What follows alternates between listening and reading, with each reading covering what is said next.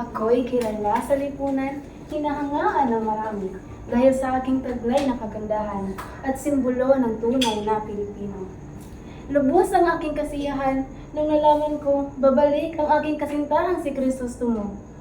Ngunit minabuti kong sarilihin na lamang ang aking nalaman.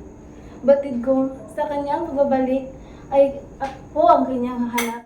Sinang, aking kaibigan, kung hanapin man ako sa iyo ni Crisostomo, sabihin mo na pinuputol ko na ang aming ugnayan dahil sa matinding dahilan.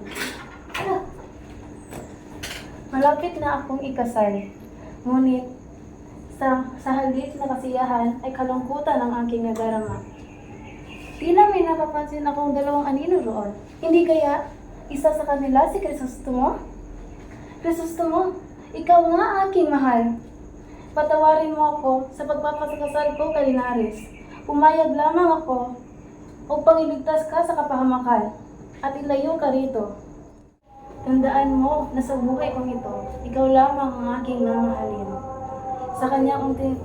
Matapos niya akong yakapin ng mahigpit, sa kanyang unti-unting pag-alis, ay parang unti-unti rin nadulog ang aking puso. Hindi ko alam kung kailan ko siya makikita o makakasama muli, o maaring hindi na.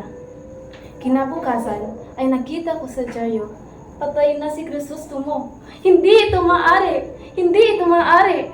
Nakasama ko lang siya kahapon. Tapos ngayon, malalaman ko na patay na siya. Wala na si Crisostomo. Wala na rin saysay ang buhay ko.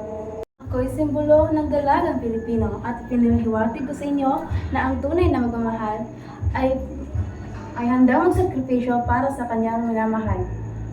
Ang tunay na dalagang Pilipina ay handang manindigan at ipaglaban ang kanyang tunay na nararamdaman. Ako, si Maria Clara, ang tunay na anak ni Padre Damaso.